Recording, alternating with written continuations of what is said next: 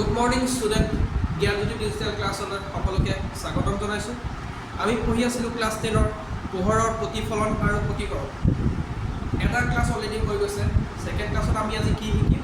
পোহৰৰ প্ৰতিফলন আৰু প্ৰতিসৰণৰ যিটো আছিলে আমাৰ অৱতল দাপোন, সেই অৱতল দাপোনত গঠিত ৰশ্মি চিত্ৰ। যিহেতু সেইকেইটাৰ ওপৰত আজিকালি আমাৰ MCQ বহুত আহে যে লক্ষ্য বস্তু যদি আমাৰ অসীমত থাকে, লক্ষ্য বস্তু যদি আমাৰ ভাস্কেণ্ডত থাকে, সেই ষ্ট্ৰাকচাৰখিনিকে আমি মুখস্থ কৰিব নালাগে। আমুকত থাকিলে বোলে প্ৰতিবিম্ব আকৃতি কি হ'ব, প্ৰতিবিম্ব প্ৰকৃতি কি হ'ব, সেইখিনি আমাক মুখস্থ কৰাৰ কোনো প্ৰয়োজন নাই। চিম্পুলকৈ আমি চাই ল'লোঁ, অকণমানিকৈ ছবিটো আঁকি তাৰ আনচাৰটো দিব পাৰোঁ। এতিয়া গতিকে আহা আমি সেইখিনিকে শিকিব ট্ৰাই কৰোঁ কেনেকৈ ধৰণে আঁকিব পাৰিম। তাৰ আগত প্ৰথম আমি কি কৰিব লাগিব? অৱতল দাপোনখন আঁকিব জানিব লাগিব। অৱতল দাপোনখন আঁকিছোঁ, এইখন অৱতল দাপোন হয়। এইখন কি দাপোন? অৱতল দাপোন। এই দাপোনখন কেনেকৈ আঁকো? কাটা কম্পাছডাল লৈ ল'ব চবে। কাটা কম্পাছত এইখিনি এটা পইণ্ট দি এই ৰংটো তেনেকৈ আমি বনাব পাৰোঁ। যিটো জেগাত আমাৰ পইণ্টটো আছে, এই পইণ্টটো হ'ব আমাৰ ফ'কাছ। তাৰপিছত আমি কি কৰিম? এইডাল টানি দিম। এতিয়া আমি আগতে এইটো শিকিছোঁ বাৰু, অলৰেডি প্ৰথম ক্লাছত শিকিছোঁ, তথাপিও এইবাৰ কৈ দিছোঁ। এইখিনিৰ পৰা এইখিনিলে যিমানটো ডিষ্টেঞ্চ আছে, সেই সমান ডিষ্টেঞ্চে ইয়াতো হ'ব লাগিব। মই জোখা নাই আৰু মই ডাইৰেক্ট অনুমানিক কাটি দিছোঁ। এইটো চি। এফটো আমাৰ কি আছিলে? ফ'কাছ আছিলে, চবেই জানে। চিটো ভাস্কেণ্ড আছিলে। লিখি নাথাকোঁ এতিয়া, এফ চি আকৌ বাৰে বাৰে লিখি নাথাকোঁ।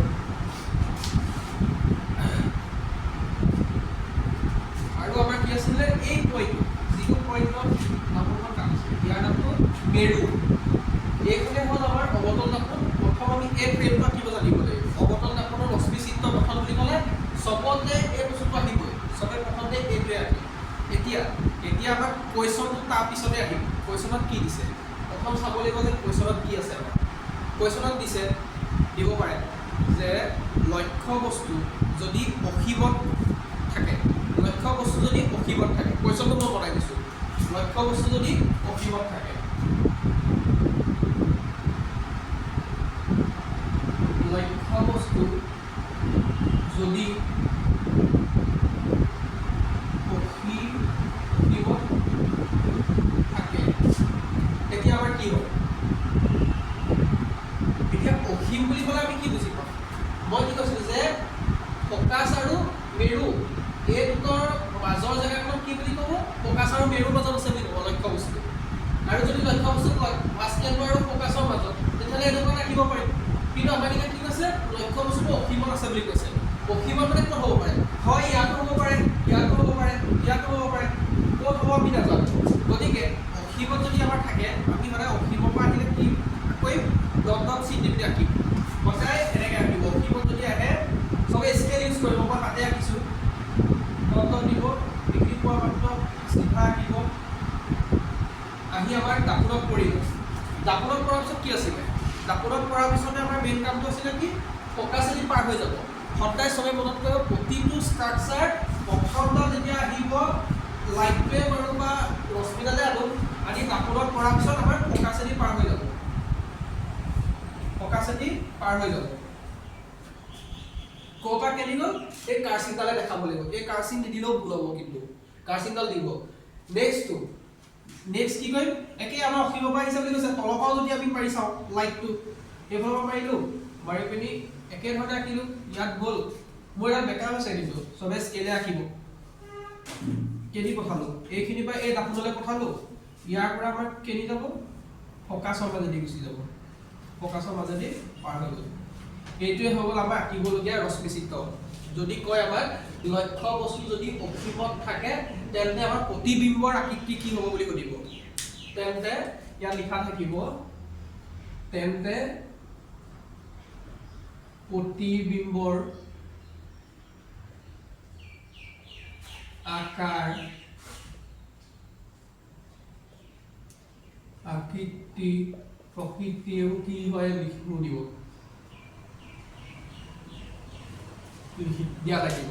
তেতিয়া আমি লিখিব লাগিব। এতিয়া এই গোটেই বস্তুকেইটা কোনটো ক'ত গঠন হ'ব, কি হ'ব, এই বস্তুকেইটা আমি এতিয়া লিখিব লাগিব। এতিয়া কেনেকৈ লিখিম? এতিয়া প্ৰথম কথাটো হ'ব আমি লিখিব লাগিব যে লক্ষ্য বস্তু যদি অসীমত থাকে তেন্তে প্ৰথমটো প্ৰতিবিম্ব ক'ত গঠন হ'ব আমি ইয়াত দেখাত প্ৰতিবিম্ব ক'ত হ'ব যেন লাগিছে ফকাছত হ'ব যেন লাগিছে নে কাৰণ কাটা গতিটো ক'ত আছে সেইটো চালেই হ'ল ফকাছতে আমাৰ কাট খাইছে সেইটো কাৰণে আমাৰ প্ৰতিবিম্বটো ক'ত গঠন হ'ব প্ৰতিবিম্ব ফকাছত গঠন হ'ব প্ৰতিবিম্বটো আমাৰ ক'ত গঠন হ'ব ফকাছত গঠন হ'ব এতিয়া আকাৰটো কি হ'ব নেক্সট আহিব আকাৰ এতিয়া প্ৰতিবিম্ব আকাৰটো কেনেকুৱা হ'ব একদম সৰু হ'ব চোৱা প্ৰতিবিম্ব আমাৰ এইখিনি জেগাতে ওলাইছে কিমান ওলাইছে আমি একদম পইণ্ট এনেকুৱা টাইপত ওলাইছে একদম পইণ্ট আমি যদি চাওঁ ইয়াত কি হয় এই মানে অকমান বিন্দু আকৃতি তাৰমানে অতি সংকুচিত সৰুটোক আমি কি বুলি ক'ম সংকুচিত কোনোবাই লিখিব অতি সৰু তাকে আমি কি বুলি লিখো কিতাপত আমাৰ থাকে কি অতি সৰুটো সংকুচিত বুলি কয় সংকুচিত আৰু এটা আহিব আমাৰ ইয়াত কি আহিব পাৰে প্ৰতিবিম্বৰ প্ৰকৃতিটো সুধিব প্ৰকৃতিটো মানে কি সৎ নে অসৎ থিয় নে ওলোটা সেইকেইটা কথা সুধিব এতিয়া ইয়াত আমি কেনেকৈ ক'ব পাৰিম এটা কথা মনত ৰাখিব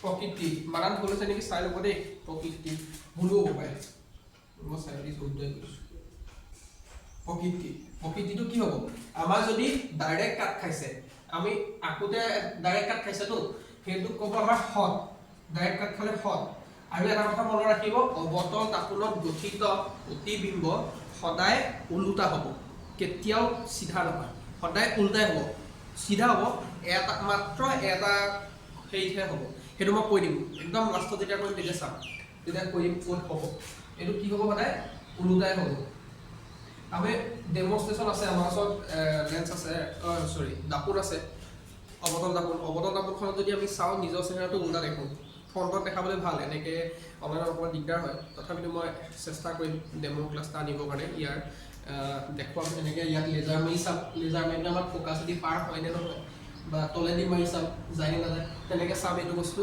তেতিয়াও আমাৰ হৈ যাব ঠিক আছে থেংক ইউ এটা ষ্ট্ৰাকচাৰ নেক্সট আমি কৰি আছোঁ আকৌ নেক্সটটো তোমালোকক দেখাম ধন্যবাদ